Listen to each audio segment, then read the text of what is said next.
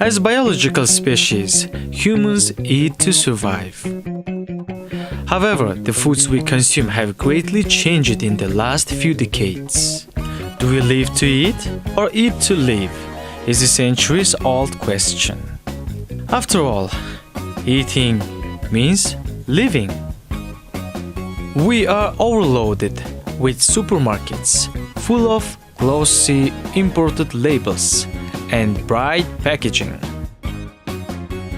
On one side, it's great to have choice. On the other, number of food poisoning occurrences in Mongolia increase every year. According to statistics, about 10 alcohol poisonings are registered every week. If in 1970, only 3 persons per of 20,000 of population were diagnosed with cancer. Now this number increased tenfold. It seems that foods we consume have contributed to this dramatic increase in cancer cases. Just recently, I've heard a famous actress wondering whether we indeed become similar to the food we eat. Might well be true. The money we make, working hard, we eventually spend on food easily in one go to a supermarket. There was even a TV program recently titled, "Aren't we buying food? Or diseases hidden in food?" So the question I ask myself is, how do the foods we eat every day reach our plates? What path do they make? What road do they cover? Naturally, we need to start from farms where crop and veggies are planted and where livestock is raised. When it comes down to it, for example, the seeds that are planted, quality of soil and the way fertilizers are used are important. When it comes to livestock fodder and vaccines to prevent diseases, animals might contract are important. Different problems occur during slaughtering, harvesting and transporting. Freezing and defrosting, growth of bacteria and spillage of chemicals are some examples. Then there are problems with storage before meat or crop is sent for processing. Inadequately maintained storage is source of molds, insects or rodents and may cause even decay of products stored. They say excess humidity in storage lead to growth of fungus, and it's now already proven that frequent use of flour made of grain spoiled with aflatoxin, a toxin substance produced by fungus, causes cancer in the long run. Next step is production.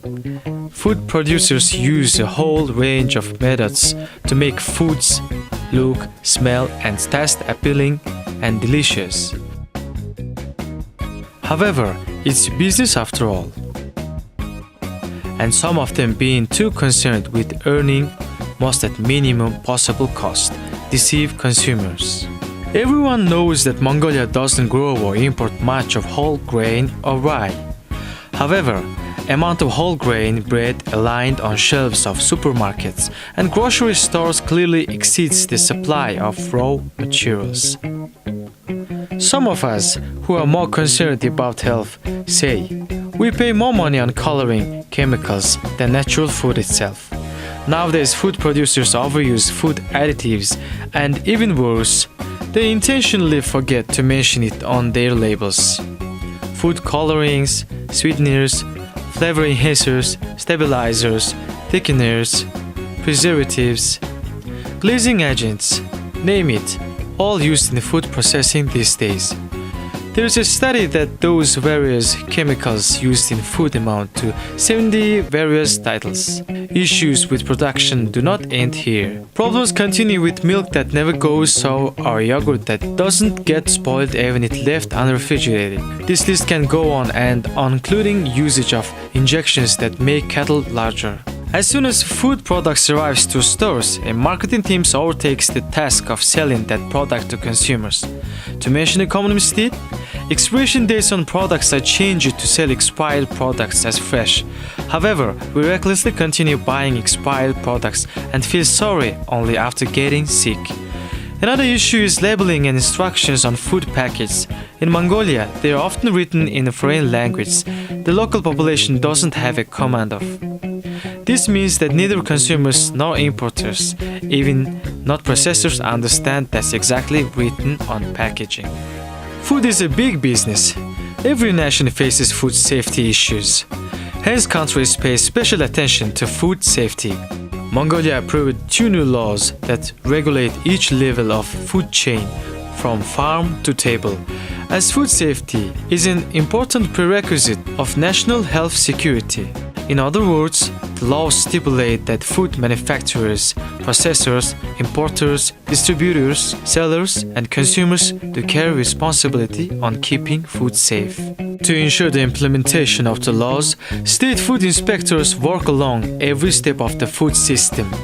They enforce a wide variety of laws and regulations, advise companies on standards, and have authority to impose fines and close down a business if violations are found. Except for the General Agency for State Inspection, there are other relevant organizations that work to safeguard food safety as related state ministries, agencies, and professional bodies. The World Health Organization recommended applying 5 keys to keep our food safe. The 5 keys to safer food are as simple as keeping clean, separating raw and cooked foods, cooking thoroughly, keeping foods in safe temperatures, and using safe water and raw materials. We have to give a thought to it.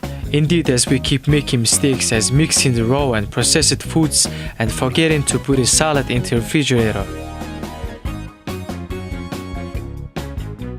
Finally, what we understood from a long query about food safety is that we, the consumers, need to be informed about food safety and stay vigilant to guard our health. And just like inspectors and media, we, the consumers, need to be the watchdogs of safety of food we consume.